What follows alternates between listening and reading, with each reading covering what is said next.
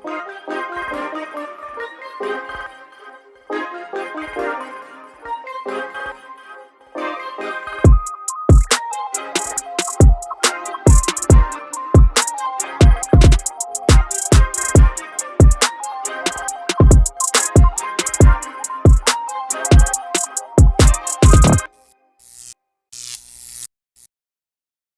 up, guys? This is Marks here, back with another video of views.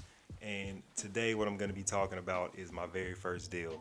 In the last video I told you guys a little bit about my background and how I got into this game, and I briefly shared a little detail about my first deal. But today I'm going to be sharing with you guys exactly how my first deal went down, what I did and what I did wrong, what I did right and what I did wrong as far as my first deal goes. So first off, let me go ahead and tell you guys how I found my first deal. So I found my first deal by driving for dollars. Like you guys already know, I had a 9 to 5. I was working insurance, sales, sitting behind a desk all day. So there were times where I was just sitting at my desk studying. There were times where I was calling people from the previous day that I was driving for dollars. And basically what happened is I was driving through, the hottest neighborhoods in my area, and I was so confused about what was going on. I didn't have the actual concept of wholesaling down completely. I was still, taking the course that I got from Mark Whitten. I hadn't really completed it yet. I just went through it, and I would continue to go back through it and make sure that I had it all the way down. So I'm maybe in week 1, week 2, prior to finding this house, I was in my hottest market. And my hottest market, I'm in Waco, Texas, and everyone that's seen HGTV, I don't know if you're familiar with that show. Most of us are. There's a show on there called Fixer Upper with Chip and Joanna from Magnolia.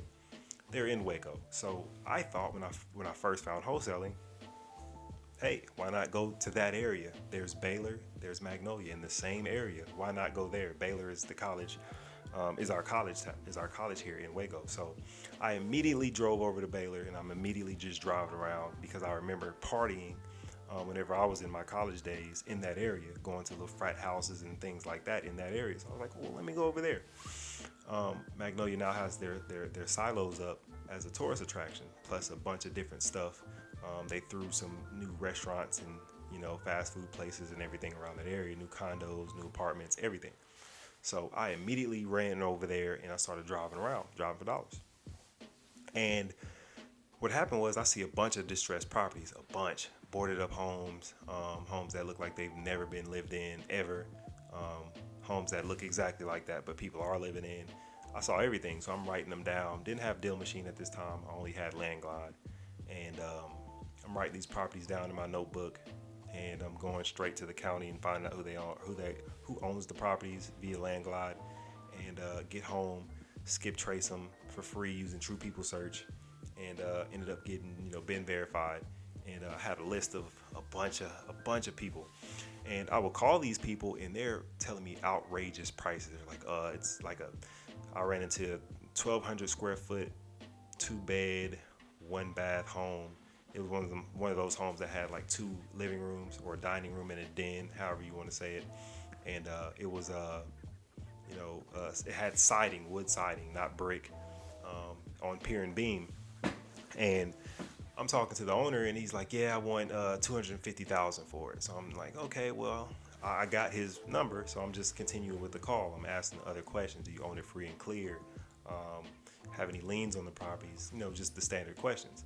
And then I go on to the next lead and the next lead and the next lead, and it all sounded the same. Everybody wanted top dollar for these properties over there. And I'm running my numbers. I'm getting comps from realtors, and I'm on. At the time, I think I was using Propelio, and also PropStream. I was using everything that had a free trial. I was using because, again, like I said, I was brand new. It was 1 week into me learning about this, so I didn't want to spend any money. And the comps were way lower than what these guys. They want $250,000. The highest comp in that area may have sold for $1.2 million because Magnolia has, one of their houses in that area that they had on the show, like one of the tiny houses was a few blocks over, that sold for like $1.2 million. But the other, I basically skipped over that comp. I was like, I'm not even going to compare that. And went to the other ones, and they're selling for maybe about $50,000, $40,000, $30,000 last time they sold.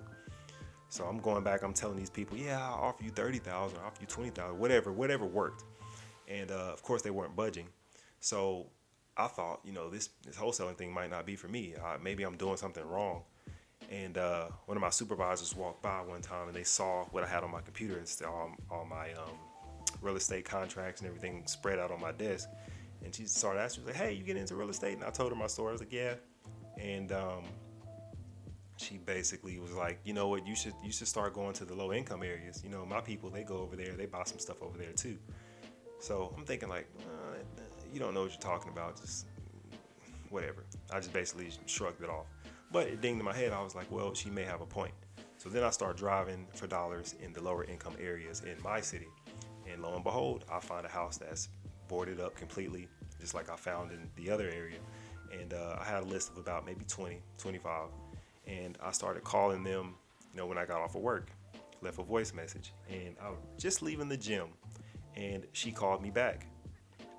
And she said, hey, I got a call about you wanting to buy my house.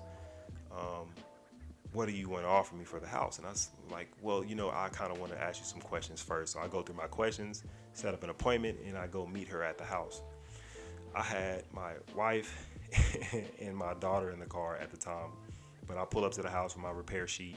I walk in with, a collar shirt, kind of like this, a collar shirt with some jeans and some boots. I kind of want to fit in to the Texas feel. So I walk into the property. I'm looking around. It obviously needed repair. We're walking through, and it was dead silent. I wasn't talking to her. She wasn't talking to me. I'm just walking through, like, just awkwardly, just walking through, writing stuff down on my pad. And when I got back to the living room, her husband was just standing in the living room, and they was like, "Okay, well, you like it?" I was like, "Yeah, I kind of like it." So they were walking off. I was like, "Well, okay, well, just tell me what you think." And they're getting back in their car, and I'm like, "Well, I haven't really talked to you guys yet." So I'm thinking I have to make my offer right now. I want to get them to sign right now. So I follow them. It's starting to rain a little bit, and I'm talking to them like, "Okay, well, this needs to be repaired, and that needs to be repaired."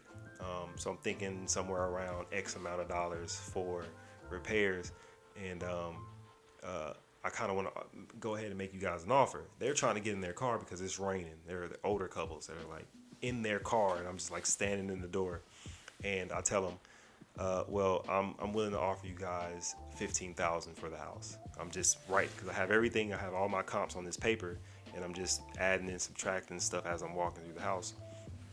And she's like, okay, well, we'll think about it. So they close their door, they drive off, and the next day they called me and was like, hey, we thought about your offer, and we can't take $15,000, but what we can do is we can do $20,000.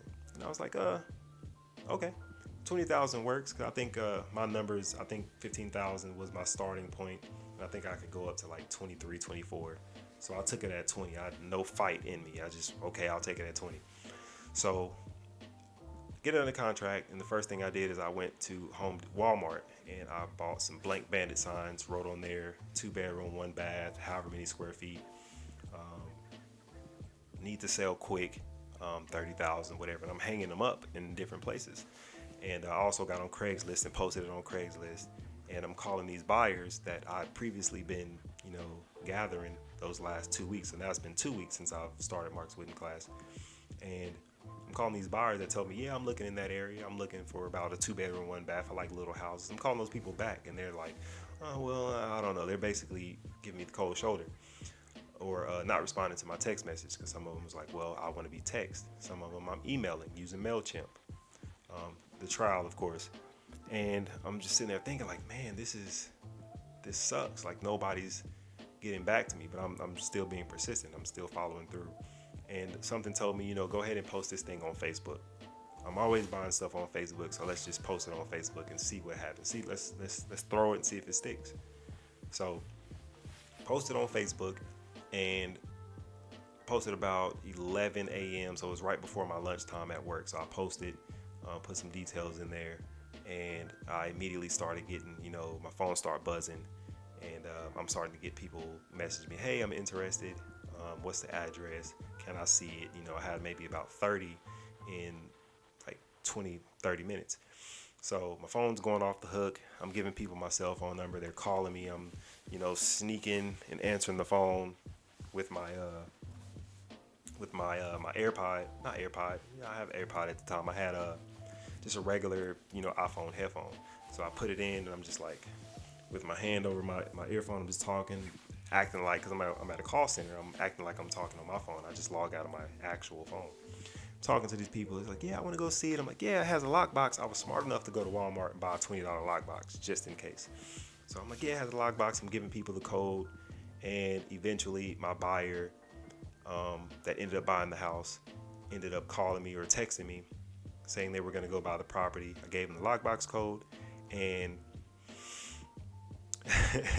what happened after that was he pulls up to the house, which is one of my biggest strategies now that I use, and I'll go ahead and tell you guys this. You want to create some type of frenzy if you don't have like a dedicated buyers list. Even if you do, this will probably still be good. What I did was I'm sending everybody over there because it's so quick. It was frantic. It was, I didn't expect it. So everybody's going through that property at the exact same time. So he calls me, said, hey, I'm at the property, but there's 2-3 different cars here, and they're walking through the property right now. And I'm like, yeah, there's a bunch of people that are interested, so, just go ahead and take a look. He was like, I'll just wait for them to come out to go ahead and go inside that property. And he called me back maybe 10 minutes later. He's like, hey, they just left the property, so I'm going to go ahead and take a look. I'm going to go ahead and walk through, and I'll give you a call back, tell you what I think. So 5 minutes goes by, and he calls me back. He's like, yeah, man, I like it. There's a guy that just pulled up. He's looking at the house too. So I'm just gonna go ahead and tell you like this. I like the house. We own the house right across the street. We've been actually trying to get this house for X amount of years. I'll buy it right now. Sell it to me right now. I was like, well, I told everybody, my cutoff date is 5 p.m. today, and I'll let everybody know tomorrow who's the highest and best offer. Before that, I had some offers come in at, 23,000, 22. Had one at 24. I had some people telling me 10,000, 5,000. Some people told me kick rocks. It's just the way it is. And I told him that, and he was like, well, I'll pay you asking. You're asking for 28, I'll give you 28. And in my head, I'm like, okay, that's a lot of money. I got under contract for 20. He's telling me he'll buy it for 28. I'm at work, like jittery. I'm like, okay, well, I want to go. What do I do next? Like, I don't know what I do next. I've never been through this process before. So what I did was I told him, okay, well, I'll go ahead and accept your offer. If you really wanted that 28, I think I can make it work. He was like, well, I got earnest money. I'll pay it now. Can you come to my office in the next 10 minutes? I want to make sure I don't lose out on this property. So I log out of my phone. I tell my boss, I say, hey, I don't really feel that well, so I got to go. So I leave. I go to his office, and we're sitting down. And this is where things started to turn. And this is the reason why I'm going ahead and sharing this experience with you guys. When I got to his office, I find out that they have this big operation in Waco. They don't really know about wholesaling, but they know that it exists. So I get there, and he's about my age. The guy's about my age, and his dad started the business. He's the main investor that built this thing for them guys. And his brother, the guy that I'm working with, the guy that's my age, his brother is a realtor, and his other brother is the attorney. So they do everything inside their own office. So we're sitting there talking, me and his dad, him and his dad, we're talking, and he's telling me, do you have the contract? I'm not the contract guy, but do you have it? And I'm like, yeah. And I show it to him. He's like, okay, well, it looks kind of funny, but like I said, I'm not the contract guy. My brother will be here in a minute, and he'll get you all squared away. So he gets there. He's a realtor. Didn't know this at the time, but I soon found out. So he gets there, he looks at the contract, and he was just so, didn't say a word to me at that time. He was just like, looked at it, and he was like, and then just rolled around in his chair and started typing on his computer.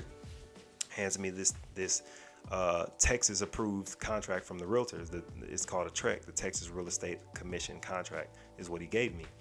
Never seen one before. It's about 8 pages, and it has so much lawyer jargon in it. It confused me. And he was like, okay, well, just have her sign this one instead. We're going to go ahead and use this one. I had no fight in me at all. I didn't say, no, we're going to use my contract. I didn't take control at all. So I was like, okay, I'll do that. $8,000 on the line. So I get in my car, and I picked my wife up before I came into the office. I'm telling her, like, hey, it's actually starting to work. Drive over to her house. I call her. I say, hey, I kind of got to show you some stuff. Can I come by? She's like, yeah. And again, I built so much rapport with this lady. I'd sat in her house in her living room a few times before getting it under contract, or while getting it under contract, while she read over the paperwork. And she had so many questions about my one-page contract. It was so simple, but she had so many questions. So I'm reading that contract as my wife is driving me there, because I'm like, I need to read this contract, because she asked me about every single detail of my one-page contract, and I have an 8-page contract that I'm gonna probably have to explain to her, because she's gonna ask. She asked about my contingency period in my contract. The very first thing, this contract is contingent upon, I put 30 business days, closing in 30 business days. So she's like, what does that mean? And we sat there and talked about that alone for 30 minutes. So we get there to the house, and I show her, I'm like, hey, and this is one thing you guys should never do. You always want to be upfront with these people. I didn't know at this time. I'm just thinking, money on the line. I wasn't doing everything the way I do it now.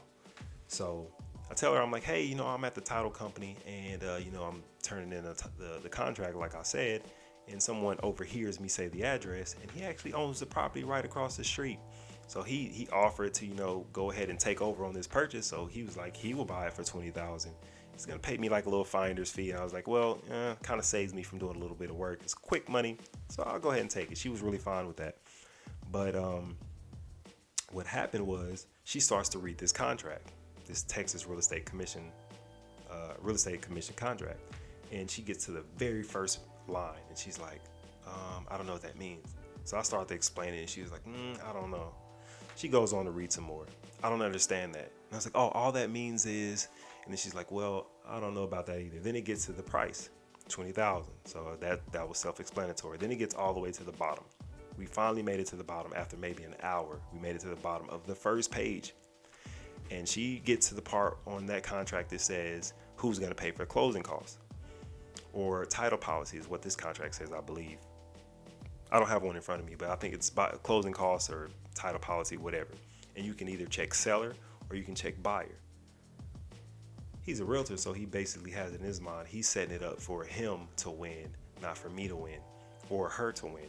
So on the contract, it says seller is responsible for paying all closing costs for the title policy and everything like that. And she lost it. You told me you were going to give me $20,000. That's what I plan on getting. I'm not going to pay this. I don't like this contract. You know what? I don't even want to do this anymore. I've been screwed over so many times by lawyers, and I don't like this contract. I don't understand it, and you're not going to get over on me. I'm freaking out because I'm like, wow, this is really blowing up right now. So thinking quickly on my toes, I was like, well, you know what?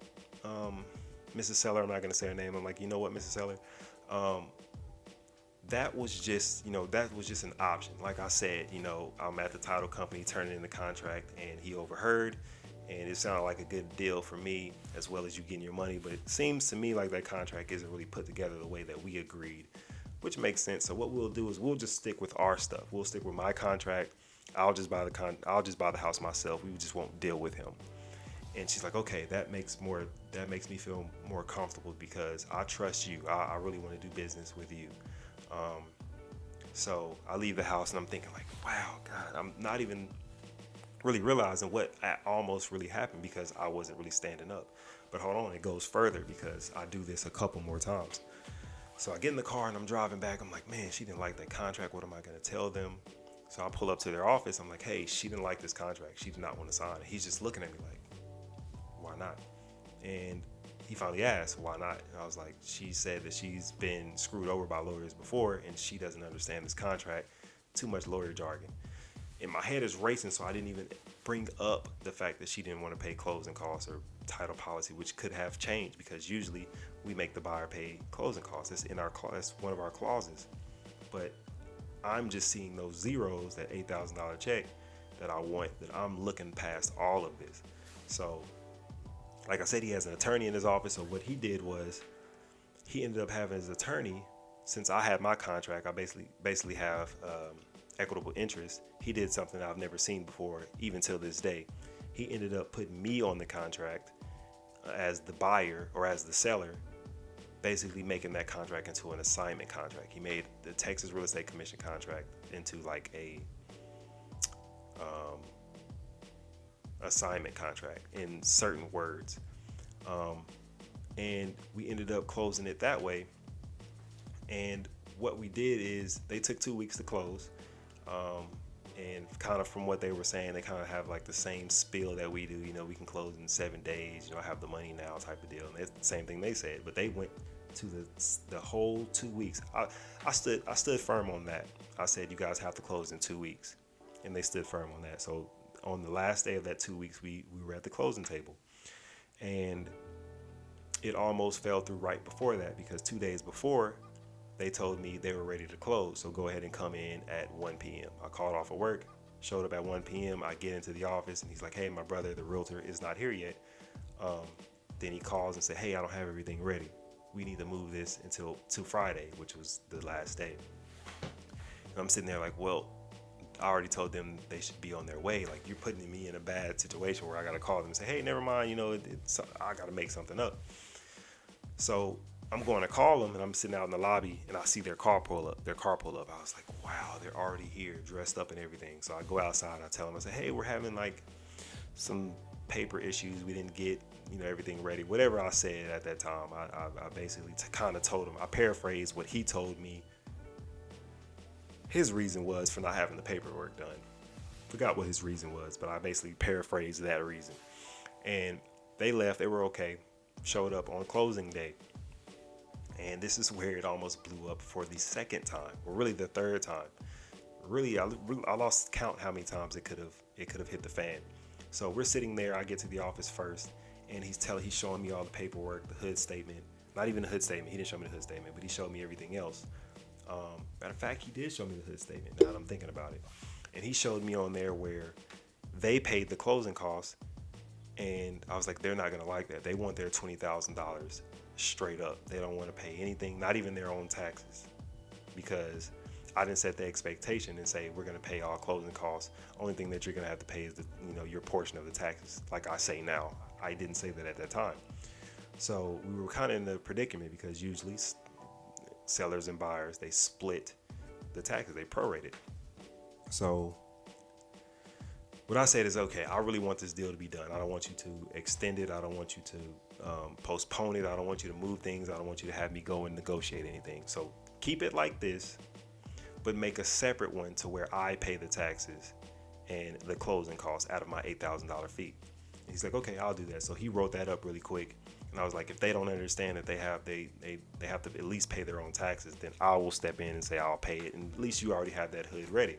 So he's like, okay, that's fine. They get there. We're sitting in the office, and he's having them sign documents. He's showing them stuff. He's like, okay, this is how much you're getting back. I think it's at $19,100. She said, whoa. You told me I'm going to get $20,000, and I'm not walking out of here with a cent less. And he was explaining to her, like, yeah, the only reason why it's lower than $20,000 is because your taxes, you own the house from this date, from January 1 to April 24th, which is when I got my first deal. And she did not understand. She understood it, but she wasn't having it. She was like, I'm not paying a cent. You told me $20,000. I want my $20,000. So he's looking at me while I'm sitting behind them, because his office isn't really structured to where all of us can sit at his desk. So I'm sitting in a chair behind all of them. So he's looking at me as he's talking to her, like panicking, like, hey, man, say something. And I'm like, okay, she's not going to give. Okay. What we're going to do is I will go ahead and I will pay the taxes. I think I had already told them, no, she's not going to want to pay the closing costs, so take that out of my assignment fee, since I was the bonehead that didn't negotiate that in the first place. It slipped my mind. So I said, take the closing costs off of my assignment fee, period. So once she said she wanted to walk because she wasn't getting her full 20, I said, okay, I'll pay the taxes. So at the end of the day, they ended up going through the paperwork, getting everything signed. Everything went smoothly after that, and they walked away with their $20,000 check. And I walked up to him, and he's like, whoa, that was tough. I was like, yeah, it was. And I got my check for $6,980 something dollars. So I didn't get the full $8,000, but because I ended up paying closing costs and taxes. So I just wanted to make this video to show you guys that they are mistakes that even I make, and I'm not really high on the food chain. So if you're still out there and you're making mistakes, take this story that I just told you about how my first deal went and how it almost blew up, and kind of, shake the jitters off and go ahead and get to your first deal or your next deal, whatever the case may be. I've learn from that encounter and that experience, and I do things completely, totally different now. I make sure that my buyers agree to exactly what I said in my original contract. If you don't like my contract, then we're not doing the deal. I make sure I let the sellers know all of my options. Either I can buy this thing myself. I partner with a bunch of different investors where, they might want to buy their property because it makes more sense for them to buy it, and they just pay me to get out of the way. I basically tell them in advance what may happen. I also tell them, hey, the only thing that you'll be paying is, your portion of the taxes. And if there's something different, we'll work that out. And at least I know that I said that we're going to do it that way so I can win the deal. So if I said I'll pay the taxes, I knew I did that for a reason, because the taxes may have been a small chunk. And I was like, oh, I'll pay the taxes. But majority of the time I set the expectations first. So basically wanted to make this video to show you guys, my experience on my first deal, the good side and the bad side, because you guys usually only see the checks that we show, and we show you the luxurious part of the business. We're walking through houses, talking to buyers, showing checks. Some of us even show, our cars, our houses, or whatever the case may be. There's some people that don't do that, but there's an ugly side of this business. There's a difficult side of this business, and basically want to share this story to tell you guys, there are hiccups in this, and you basically need to try to learn from my mistakes and not make the same mistakes that I made. It's basically why I'm making this. So it's like I said, there's an ugly side of this business, and I'm probably going to make a video dedicated on the ugly side of this video, and it's going to be the horror stories that I have myself alone, including, some people that I know in this business that I've actually worked with. The horrible horror stories about this business. Everybody thinks it's all daisies and sunshine, but it's not. So I'm going to make sure I shine a light on that as well. To kind of wing out, I don't really want to point and shine the light on everybody, but kind of wing out the people that don't really want to do this. They're just trying to get in it because they see a check. This is a full-time job. Full-time. If you've ever worked a 12-hour shift and it was just too much for you, this may not be for you. I work maybe 14-15 hours a day doing various things, especially since I'm a one-man show. So basically want to make that video, show you guys that, share my experiences. Hopefully you guys learn something from it. Hopefully you guys are entertained by my content. Please put down in the comments and let me know what you liked about this video, what you didn't like, if you learned something from it. And also, if you're not following me yet, please follow me on Instagram and Facebook. That's going to be at RealMarks. It's RealMarxx on Instagram and Facebook. Also, if you're not subscribed, go ahead and subscribe to the channel, and go ahead and give me your feedback. Leave in the comments if you want me to specifically make a video about a question that you have or a scenario that you have, and I'll go ahead and I'll make that. Like I always say, I appreciate you guys giving me the time, listening to me, and watching my content. So until next time.